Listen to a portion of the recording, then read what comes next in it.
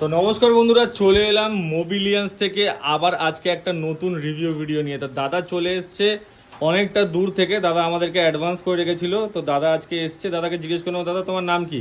আমার নাম হচ্ছে রঞ্জন বাগদি। রঞ্জন বাগদি। তো তুমি আজকে কোথা থেকে এসছো?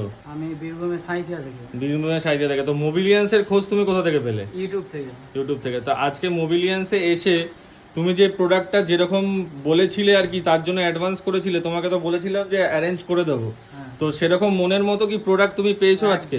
একদম একদম প্রোডাক্টের কোয়ালিটি কেমন ছিল দাদা? একদম। একটু যারা দূর থেকে দেখছে তাদেরকে একটু শেয়ার করে দাও। একদম ফাটাফাটি কোয়ালিটি। আর আচ্ছা। ভরসা ভাবে করে আসতে পারো। আর একদম। দাদা একটু অ্যাডভান্স করার আগে একটু ভাবছিল যে দাদা ভাবছিলাম। ঠিকঠাক হ্যাঁ। জায়গায় দাদা অ্যাডভান্স করছে কিনা। তো দাদা তোমার কি মনে হলো যে ঠিকঠাক জায়গায় তুমি অ্যাডভান্স করেছো? কারেক্ট জায়গা। আচ্ছা, তো আজকে প্রোডাক্টটা নিয়ে প্রোডাক্টে সমস্ত কিছু তুমি চেক করে নিলে, সমস্ত কিছু দেখে নিলে, প্রোডাক্ট থেকে কোয়ালিটিটা কেমন পেয়েছো? দারুণ।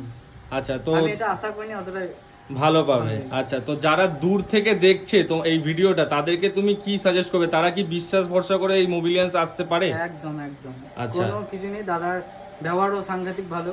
আচ্ছা আমার তো চরম ভালো লেগেছে। আচ্ছা। তো অল টাইম দাদাকে ফোন করে পেয়েছি। যখনই ফোন করেছো তখনই তখনই পেয়েছো তো? পেয়েছি, একদম দাদা, তুমি আবার আসবে আমাদের স্টোরে, একদম। আর তোমার বন্ধু বান্ধবদের মধ্যে অবশ্যই একটু রেফার করো। Thank you.